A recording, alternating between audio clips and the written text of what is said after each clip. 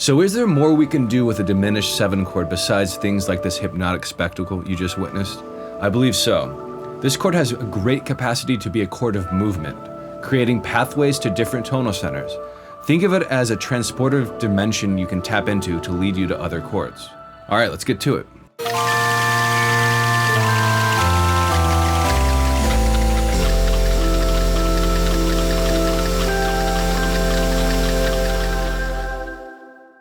Alrighty, today's chord is the diminished 7th chord, and we're going to be building it on the root A.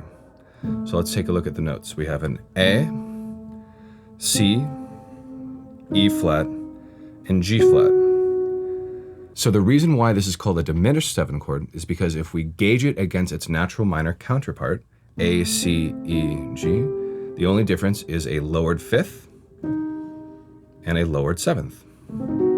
Diminished in this case just means lowered a half step. So this chord is considered symmetrical, and it's also considered a note collection of limited transposition. So what do these terms mean? This chord is considered symmetrical because it divides the octave into 4 minor thirds. Let me show you. Minor third number 1, minor third number 2, minor third number 3, minor third number 4. Now notice it adds up to an octave. Now, scales can also be collections of limited transposition, such as the whole tone scale.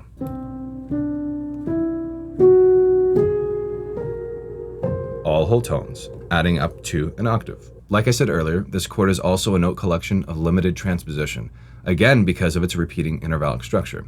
So if you transpose the chord up a half step, you will generate a set of 4 new notes to a certain extent. Let me show you. Here's our original chord. We're going to transpose it up a half step.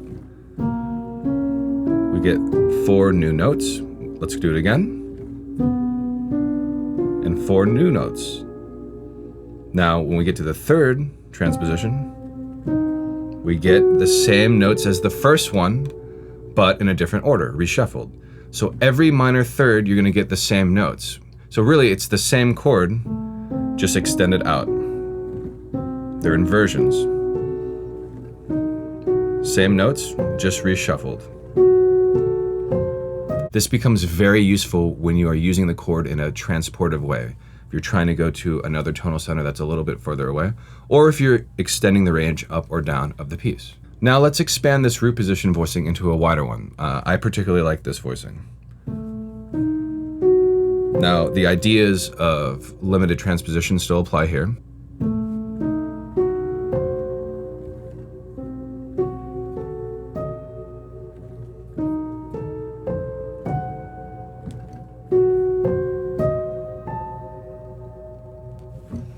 Okay, let's talk application. But before we do, it's time for a history tangent. So because this chord by itself contains no perfect fifths and rather tritones, minor thirds, and major sixths, it's a chord of tension and complex ratios, relative to a major or minor triad at least. Because of this, it has typically been used as a dominant functioning chord within what is called common practice functional harmony. Let me explain what all that means. So this is a system of tonal organization that had seeds in the late Renaissance period in Western classical music. By the Baroque era, it was very much in practice, but to our knowledge was not written about until Jean-Philippe Rameau's treatise on harmony from 1722. So what is the essence of this type of tonal organization? If we really dig deep and we get a bit reductive, what do most of these pieces have in common? Arriving at chords of perceived stability by half step. This is called the leading tone, resolving to the tonic.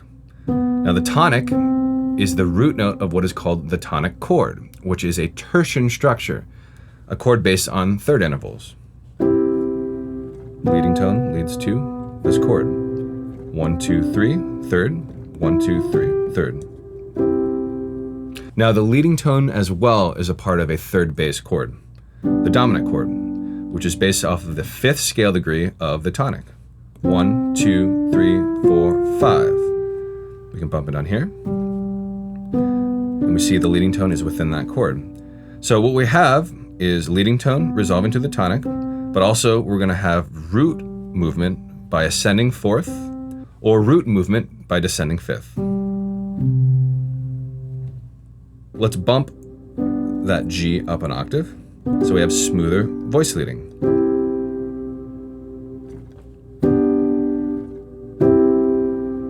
Now eventually, this dominant chord was extended to its 7th chord tone, creating the interval of a tritone. And it became customary to resolve that tritone by half steps to the root and 3rd notes of the tonic chord. So you kind of collapse in to the tonic chord. This becomes a device of tension and release within the system. Now notice how you can shave off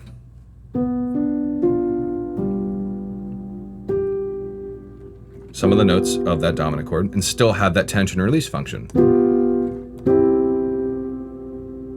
So this is a particular way of establishing a tonal center that made its way to various American music traditions, including jazz. Now, of course, a piece of music in this system is more than just a dominant chord resolving to the tonic. The path the composer takes to arrive at these points of repose can be extremely circuitous and complex depending on the time period. But one constant pretty much remains. We arrive at the tonic, at home, a certain way, via the dominant chord. Here's a relatively simple and distilled example of common practice functional harmony from Bach's famous Prelude from the Well-Tempered Clavier. So we have the tonic area. This is called predominant and dominant.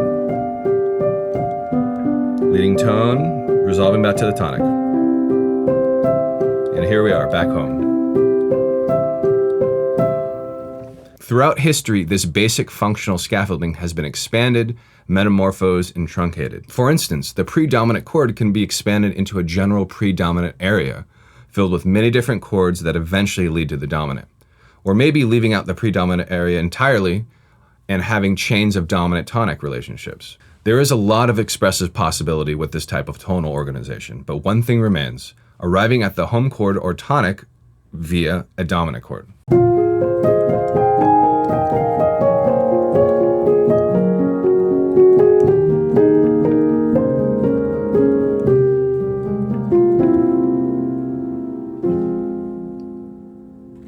Now, where does our diminished 7th chord fit into all of this?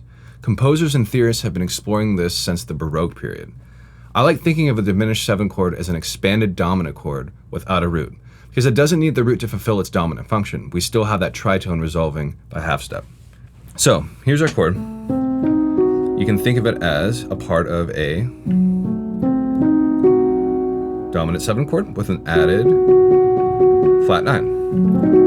Even if we do away with the root note, we can still fulfill that tension and release function. Right? 5, 2, 1. What is super cool about this chord is that it has the capacity to lead to 4 different tonal centers. Technically 8 if you include the parallel minors. Parallel minors are a minor chord variation of the same root. For instance, C major, C minor. C minor is the parallel minor. Each note of this chord can be interpreted as a leading tone to a new tonal center. Once you choose which note will be the leading tone, you will move the other notes by half or whole step to the nearest tonic chord tone. This is considered smooth voice leading. So check it out. Here's our chord.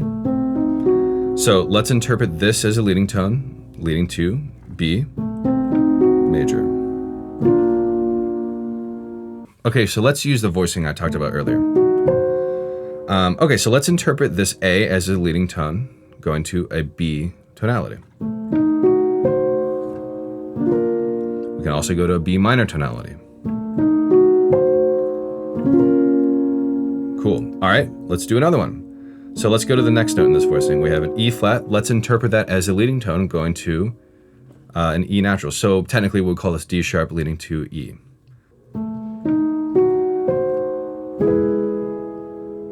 Or E minor.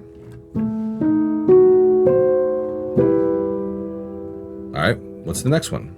All right, so F sharp is our new leading tone, and we're going to lead to a G tonality. How about G minor?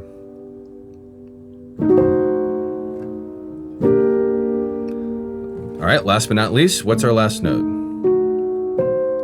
We have C. So C is our new leading tone, leading to D flat major or minor. Let's try minor.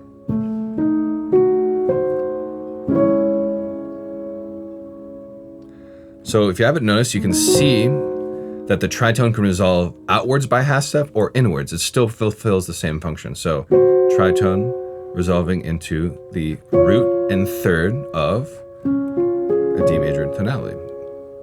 So these 5-to-1 examples I've been showing you are an example of very smooth voice leading. And we will soon discover this chord has a lot of voice leading potential that comes in handy for creating progressions that shift tonal centers a lot. But wait, there's more. So we've been talking about going to and from this chord as a dominant functioning chord, interpreting it as a 5 chord going to 1 chord. As if there weren't enough possibilities, you can also go to and from this chord via different voice leading means, at least different from previously mentioned ones. Let's see what I mean. Okay, so let's say we are on an A major chord. Could be the tonic chord, could be the 4 chord, could be any major chord in any context. We have the possibility of slipping into that diminished 7th dimension by different voice leading means, different from what we've been talking about. So check it out. We can slip the 3rd and 5th down, a minor 2nd, and then we can move this down, a minor 3rd. Boom. So we have this sound. You hear this a lot in jazz. And yes, this jump from the A to the F sharp is kind of wide, but still pleasing. Now, if you're obsessive about smooth voice leading, you can also cue off of a dominant 7 chord. Right, all half step movement there. But the sky's the limit here. Let me show you. So let's just say we have this A major tonality. Let's slip into the diminished 7th dimension. Now from here, let's expand and tonicize. Wow, now we're in B flat minor. B flat minor is very distant from A major, but that was a smooth way to get there via our special diminished 7 chord. Now there's another voice leading route that can lead us into that diminished 7 territory. Check it out. If we're coming from a dominant 7 chord, all we need to do is bump up that root a half step. Boom, we are in B flat diminished 7th territory. All right, let's realize and expand this concept on the guitar. I want to talk about what I like to call voice leading chains.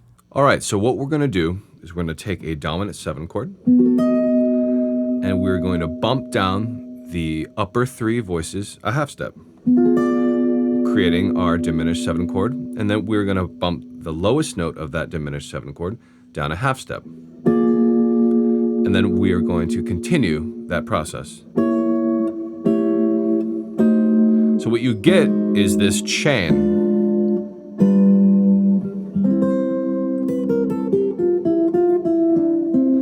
And you can resolve it in many different ways.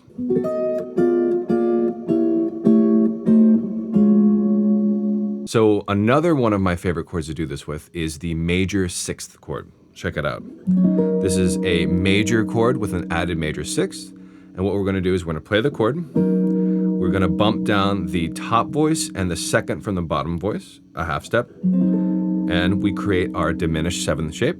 Then from here, we're going to bump down the bottom voice and then the 2nd from the top voice, a half step. So what you get is this. And you can keep going.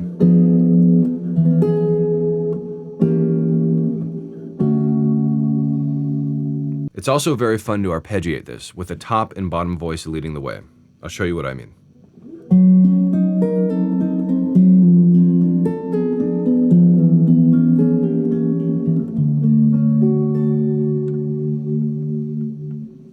So I know that was a lot of information, and really all I've shown is a handful of nifty 2-chord moves.